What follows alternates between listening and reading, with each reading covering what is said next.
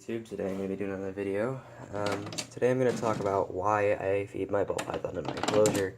So if you buy a snake from a terrible place known as PetSmart or Petco or even some professional reptile shops, they'll tell you, oh, you need one enclosure to keep it and then one to feed it.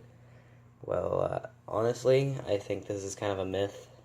Snakes know the difference between humans and food. This winter, let's see if she bites me out of feeding response. You gonna bite me? Let's see. I've recently just given out. I did it for a while. Not recently, it's probably been like... She's 7 months old, so it's probably been like the past 4 weeks I've just fed her in here, and she's done perfectly fine. Sorry, I need to change out her Aspen. It's getting pretty bad.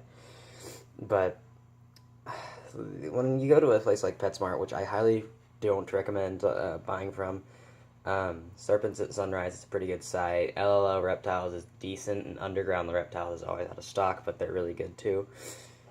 Like when I went to PetSmart, one of the first things the lady told me is, oh, you're gonna need like a 60-gallon tank for a ball python. I was like, well, from what I heard, you can keep them in a 20. So I had one of the more like educated guys come over, and he's like, yeah, you can keep a ball in a 20 for the rest of their life. And a lot of the information they give you is false, or they don't specify. It's really bad with bearded dragons and leopard geckos, because they'll pretty much just say, oh yeah, you just need to feed it, and completely forget about the calcium, which is detrimental to their health. Metabolic bone disease is a terrible thing for an animal to go through. So I'm going to feed her. So one more time, let's just show that she's not evil. You gonna bite me? Nope. There she goes. Alright, let's feed her. Another reason I don't like feeding her outside anymore is because when I feed her outside, I have to put her back in her cage so she can digest, right?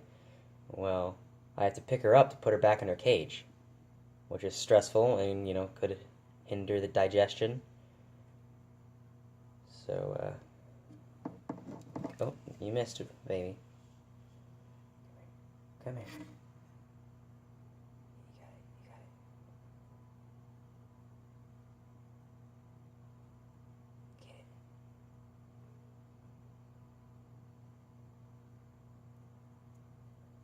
Get it. Overall, I think it's just works out better to just feed them in their cage so they're comfortable. They just get to go immediately to digestion.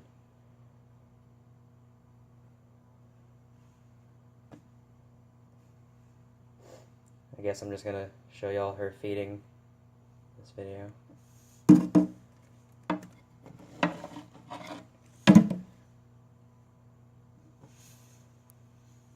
Now I could get bit right now out of feeding response because but this is strictly because there's food outside, and she's seeing all these heat signatures, and she's like, what the heck is that? There you go. So she didn't bite me, as y'all can see. She didn't once think I was food. Even a bigger snake, you can do this with berms. I mean, not a lot of people take their larger snakes out and they don't get bit. Like a berm or a retic could really fuck you up, and you know, snakes aren't that stupid. I tend to give them more credit than they probably do. I know they can't fully experience emotion, but I think natural conditioning definitely takes place in snakes. They do recognize scents, and I do believe they bond with certain people and realize, like, hey, this person's going to give me food. Well, that's all I really have for this video. When you beat your dick tonight, I hope you have an incredible orgasm and fall asleep swifty. Alright, peace.